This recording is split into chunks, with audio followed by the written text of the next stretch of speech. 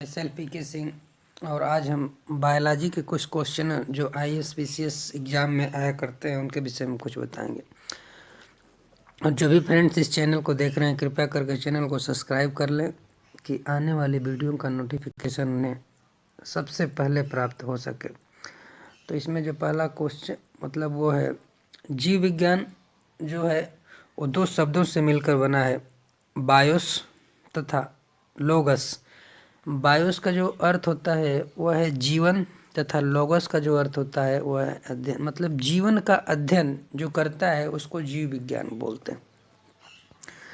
जीव विज्ञान विज्ञान की वह शाखा है जिसके अंतर्गत जीवधारियों का अध्ययन किया जाता है, जिसके अंतर्गत जीवधारियों का अध्ययन किया जाता है। सबसे पहले ये चीज़ अरस्तु ने जीव विज्ञान तथा जंतु विज्ञान का जनक माना गया।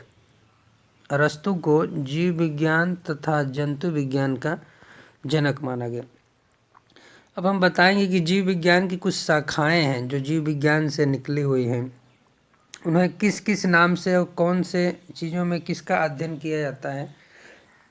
तो पहला जो है वो है जेरोंटोलॉजी। ये मनुष्य में बुढ़ापा तथा बुढ़ापा लाने का कारण का अध्ययन करता है। मनुष्य में बुढ़ापा लाने तथा बुढ़ापा के कारणों का अध्ययन करता है, इसको बोलते हैं जेरोंटोलॉजी। फिर है पेंडोलॉजी। पेंडोलॉजी में क्या होता है कि ये मृदा शैल और मृदा निर्माण आदि का अध्ययन करता है। अगला है लिथोट्रिपोसी। यह गुर्दे पित्ताशय, यह मनुष्य में गुर्दे पित्ताशय मूत्राशय की थैली आदि से संबंधित पथरी को तोड़कर मरीज का इलाज किए जाने का अध्ययन करता है। चौथा है एग्रोइस्टोलॉजी। ये घासों का अध्ययन करता है, जो घास फूस पेड़ पौधे उनका अध्ययन करता है, उनकी जीवन काल कैसे है, कैसे जीवित रखा जाए, इन सब चीज़ों का अध्ययन करता है। अगला है बायोमेट्री। बायोमेट्री एक गणित एवं सांख्यिकी तकनीकी का द्वारा जीव विज्ञान का अध्ययन करता है और जैविक जगतों के गुणों सिद्धांतों का प्रयोग द्वारा आधुनिक उपकरणों व अभियांत्रिकी तंत्रों का निर्माण करना है, अभियांत्रिकी तंत्रों का निर्माण करना है। अगला है बायोनोमिक्स। यह जीवधारियों के वातावरण के साथ साथ संबंध का अध्ययन करता है, जिससे जीवधारियों का वातावरण, किस वातावरण में कौन से जीवधारी रहते हैं और उनके क्या संबंध हैं किसके साथ। जैसे कुत्ते का मनुष्य के साथ संबंध है, तो इन सब गायों का मनुष्य के साथ संबंध है, तो ऐसी उनके संबंधों का अध्ययन करता है। फिर अगला है कॉन्कोलॉजी। कॉन्कोलॉजी में मोलस्का के खोलों का अध्ययन करता है, खोलों का अध्ययन करता है। अगला है जेनेटिक्स। जेनेटिक्स ये जीवधारियों के आनुवंशिक लक्षणों का, जैसे कुछ आनुवंशिक लक्षण मतलब ये होता है कि जो चीज़ें एक पीढ़ी से दूसरे पीढ़ी में आ जाती हैं। जैसे किसी का अगर मान लो कोई जीवधारी जैसे बैल है, बैल का अगर इस प्रजाति में सींग नहीं है तो अगले प्रजाति में किसी का भी सींग नहीं आता, तो उसी को बोलते हैं आनुवंशिकी लक्षण, जो एक प्रजाति से दूसरे प्रजाति में चला जाता है। अगला है इथोलॉजी। इथोलॉजी मानव सहित सभी जंतु व्यवहार का अध्ययन किया जाता है, जो मानव का व्यवहार है कि मानव किसके साथ रह सकता है, कहाँ रह सकता है, इन जंतु कौन से जंतु किसके साथ रह सकते हैं, इन सभी चीज़ों का अध्ययन किया जाता है। फिर है इथोलॉजी, इक्थियोलॉजी। इसमें मत्स्य का संरचना कार्यिकी का अध्ययन किया जाता है। मत्स्य का जो संरचना होता है, कार्यिकी जो होता है, उसका अध्ययन किया जाता है। फिर है पैलिनोलॉजी। पैलिनोलॉजी विभिन्न प्रकार के पराग कण का अध्ययन किया जाता है, विभिन्न प्रकार के पराग कणों, जैसे जो फूल होते हैं उनमें कौन से, जैसे मधुमक्खी जो मतलब शहद वगैरह लेती हैं तो उसके पराग कण से ही लेती हैं, तो उन सब चीज़ों का, जैसे सूर्यमुखी है तो उसमें कैसा मतलब पराग होगा, कैसा पुष्प होगा, इन सब चीज़ों का अध्ययन किया जाता है। पैरासाइटोलॉजी। पैरासाइटोलॉजी में परजीवी जीवों का अध्ययन किया जाता है, जैसे कुरमुत्ता हुआ, इन सब चीज़ों का अध्ययन किया जाता है, परजीवी। फिर हुआ एंटोमोलॉजी, एंटोमोलॉजी कीड़ों का अध्ययन किया जाता है, कीड़ पतंगों का अध्ययन किया जाता है। अगला है फेनोलॉजी, फेरोनोलॉजी, इसमें कपाल गुहा की संरचना के आधार पर, कपाल गुहा संरचना के आधार विभिन्न मस्तिष्क भागों का अध्ययन किया जाता है, विभिन्न मस्तिष्क भागों का अध्ययन किया जाता है। क्रियाशीलता एवं विलिच्छता का अध्ययन किया जाता है, क्रियाशीलता एवं विलिच्छता का। अगला है सेरीकल्चर, सेरीकल्चर में रेशम कीट का पालन किया जाता है, रेशम कीट का पालन किया जाता है। अगला है पीसी कल्चर, पीसी कल्चर में मत्स्य का पालन किया जाता है, मत्स्य पालन जो होता है ना वो पीसी कल्चर में किया जाता है। अगला है माइकोलॉजी, माइकोलॉजी में मोलस्का का अध्ययन किया जाता है, मोलस्का। अगला है आर्कोलॉजी, आर्कोलॉजी में कैंसर संबंधित, जो आजकल कैंसर चल रहे हैं उसी के संबंधित एक विभाग होता है जो बोलते हैं मार्कोलॉजी, आर्कोलॉजी। फिर होता है टाइट्रोलॉजी, टाइट्रोलॉजी ये शारीरिक विकास में आने वाली असामान्यताओं का अध्ययन किया जाता है। जैसे किसी के पिता बहुत लंबे हैं लेकिन उनके बच्चे मतलब कि बहुत छोटे हो गए, उनकी हाइट बहुत कम हो गए, या फिर जननांग में कुछ प्रॉब्लम जा रही है, तो उसके शारीरिक विकास असामान्यताओं का अध्ययन किया जाता है। फिर है ऑस्टियोलॉजी, इसमें अस्थि का अध्ययन किया जाता है, अस्थि जिसकी हड्डी ब्रेक हो गई, टूट गई, हड्डी बढ़ नहीं रही है, हड्डी पिघल रही है, इन सब चीज़ों का अध्ययन किया जाता है। फिर है सेरोलॉजी, सेरोलॉजी में रुधिर सीरम का अध्ययन किया जाता है। रुधिर मतलब कि जो शरीर के अंदर ब्लड्स होते हैं, आरबी, रेड ब्लड कणिकाएँ, श्वेत ब्लड मतलब कणिकाएँ, WBC है ना, इन सब चीज़ों का अध्ययन किया जाता है।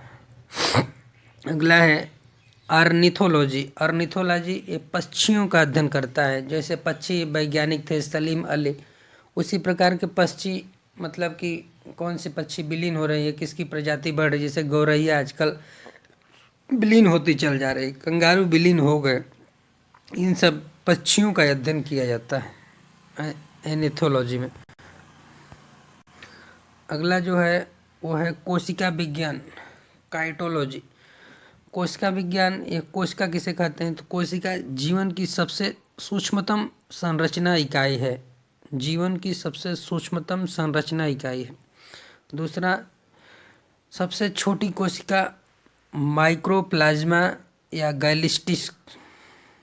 गैलीसेप्टिक है नामक जीवाणु की होती है, ये जीवाणु की बनी होती है। अगला है सबसे लंबी कोशिका तंत्रिका तंत्र की कोशिका होती है, तंत्रिका तंत्र की कोशिका सबसे लंबी कोशिका होती है। अगला है सबसे बड़ी कोशिका शुतुरमुर्ग के अंडे की होती है, शुतुरमुर्ग के अंडे की होती है। अगला है कोशिका दो प्रकार की होती है, एक तो यूकैरियोटिक और दूसरा प्रोकैरियोटिक, यूकैरियोटिक तथा प्रोकैरियोटिक। अब हम बताएंगे यूकैरियोटिक और प्रोकैरियोटिक में क्या अंतर है, इनकी जैसे विशेषताएं, प्रोकैरियोटिक और यूकैरियोटिक। जैसे कोशिका भित्ति, कोशिका भित्ति जो होती है यह प्रोटीन तथा कार्बोहाइड्रेट्स की बनी होती है। प्रोकैरियोटिक की कोशिका होती है प्रोटीन और कार्बोहाइड्रेट्स की बनी होती है। अगला है जो यूकैरियोटिक है सेलुलोज की बनी होती है, सेलुलोज की बनी होती है। अगला है माइक्रोकांड्रिया, प्रोकैरियोटिक में माइक्रोकांड्रिया जो होता है अनुपस्थित होता है और यूकैरियोटिक में उपस्थित होता है, तो ये अंतर है। इसके अंदर है प्रद्रव्य जालिका, प्रोकैरियोटिक में कोई जालिका नहीं होती और यूकैरियोटिक में यह जालिका उपस्थित रहती है। अगला है राइबोसोम्स, राइबोसोम्स में इसमें 70 यस पाए जाते हैं, 70 यस प्रकार के पाए जाते हैं और इसमें 80 यस प्रकार के पाए जाते हैं। जो गाल्जी काय होता है इसमें प्रोकैरियोटिक में अनुपस्थित रहता है और यूकैरियोटिक में उपस्थित रहता है। अगला है केंद्रक झिल्ली, इसमें अनुपस्थित, प्रोकैरियोटिक में अनुपस्थित रहता है और इसमें उपस्थित रहता है। लाइसोसोम, लाइसोसोम प्रोकैरियोटिक में अनुपस्थित रहता है तथा यूकैरियोटिक में उपस्थित रहता है। अगला है DAN, डीएनए, ये प्रोकैरियोटिक में एकल सूत्री होता है और यूकैरियोटिक में द्विसूत्री होता है। कोशिका का विभाजन विखंडन अथवा मुकुलन द्वारा होता है और अवयवी सूत्री द्वारा होता है। अब बताएंगे कोशिका के मुख्य भाग क्या होते हैं। तो कोशिका का जो पहला मुख्य भाग होता है वो है कोशिका भित्ति, दूसरा कोशिका झिल्ली, तीसरा अंतःप्राद्रव्य की जालिका है, चौथा राइबोसोम्स। तो पहले हम कोशिका भित्ति के विषय में बताएंगे। तो कोशिका भित्ति यह केवल पादप कोशिका और जीवाणुओं की कोशिकाओं में पाई जाती है। यह पादप कोशिका एवं जीवाणुओं की कोशिकाओं में पाई जाती है। दूसरा है पादप की कोशिका भित्ति सेलुलोज की बनी होती है। पादप की कोशिका भित्ति सेलुलोज की बनी होती है, जबकि जीवाणुओं की कोशिका भित्ति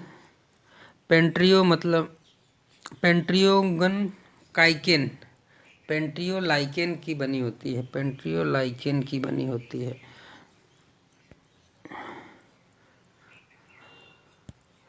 अगला है बी, कोशिका झिल्ली, सेल मेम्ब्रेन। यह कोशिका सभी प्रकार के कोशिका झिल्ली द्वारा घिरे रहते हैं। दूसरा है एक अर्धपराग झिल्ली होती है, जिसका मुख्य कार्य कोशिका के अंदर एवं बाहर आने वाले पदार्थों का निर्माण करती है। अगला है अंतःप्राद्रव्य की जो जालिका होती है, उसमें अंतःप्राद्रव्य जालिका में केंद्रक, झिल्ली तथा कोशिका कला में संबंध होता है। अगला है इसका मुख्य कार्य उन सभी वसाओं तथा प्रोटीन का संचरण करना है जो कोशिका झिल्ली एवं केंद्रक झिल्ली आदि का निर्माण करते हैं। कोशिका झिल्ली एवं केंद्रक झिल्ली का निर्माण करते हैं। अगला है राइबोसोम्स। यह राइबोन्यूक्लिक एसिड नामक प्रोटीन की बनी होती है और यह प्रोटीन संश्लेषण का निर्माण की क्रिया के लिए स्थान प्रदान करता है। प्रोटीन के निर्माण के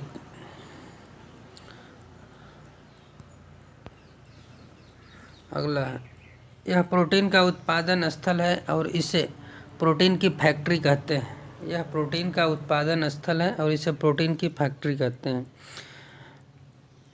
गाइलोप्रोटीन, यह गाइलो एसिड का निर्माण करता है। अगला है माइक्रोकांड्रिया। यह 1890 ईस्वी में अल्टमान ने कोशिका में माइक्रोकांड्रिया का उल्लेख किया, परंतु इसे बायोप्लांट नाम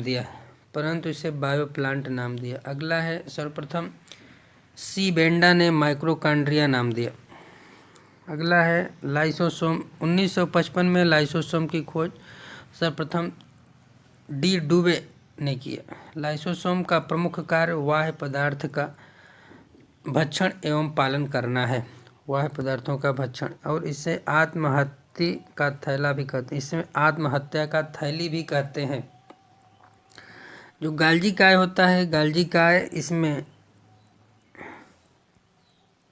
इसकी खोज कैमिलो गाल्जी ने किया था 1898 में। गाल्जी काय की खोज 1898 ईस्वी में की गई थी। गाल्जी काय लाइपोकांड्रिया भी कहते हैं। पौधों में इसे डिक्टियोसोम कहते हैं।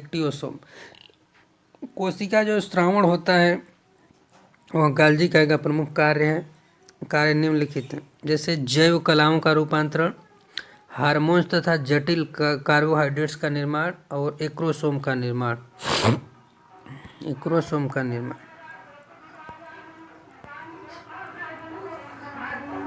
अगला है गाइलोप्रोटीन तथा गाइकोलिपिड का निर्माण। लाइसोसोम 1955 में लाइसोसोम की खोज सर्वप्रथम डी डुवे ने किया था। लाइसोसोम का प्रमुख कार्य बाह्य पदार्थों का भक्षण एवं पालन करना है। फिर अगला है एच वाला नंबर, यह है तारक काय का सेंट्रोसोम की खोज स्टुअर्ट वान बेनेडेन ने 1800 1843 ईस्वी में किया था, जबकि इसका नामकरण टी बावेरी ने 1888 में किया था। तारक काय मात्र जंतुओं की कोशिकाओं में पाया जाता है, जंतु वो कोशिकाओं में पाया जाता है। लवक एवं प्लास्टिड्स। लवक की खोज हेकल नामक वैज्ञानिक ने की। लवण प्रायः पादप कोशिकाओं का निर्माण पाया जाता है, पादप कोशिकाओं का निर्माण में पाया जाता है। हरित लवक का पर्ण हरिम नामक हरे रंग का वर्णन पाया जाता है। अगला है कोशिका भित्ति उपस्थित होती है। पहला हम बताएंगे पादप कोशिका और जंतु कोशिका में क्या, तो इसमें होती है पादप कोशिका में कोशिका भित्ति उपस्थित होती है, जंतु कोशिका में कोशिका भित्ति अनुपस्थित होती है। अब जो पादप कोशिका में लवक उपस्थित होता है और इसमें लवक अनुपस्थित होता है। तारक काय पादप कोशिका में अनुपस्थित होता है, किंतु शैवाल और कवकों आदि में पाया जाता है। शैवाल और कवकों में पाया, इसमें है तारक काय उपस्थित होता है और कोशिका विभाजन में सहायक होता है जंतु कोशिका में। अगला है पादप कोशिका में पूर्ण विकसित कोशिका के मध्य में प्रायः एक बड़ी रिक्तिका उपस्थित होती है। जंतु कोशिका में रिक्तिका अनुपस्थित होती है और छोटी होती है।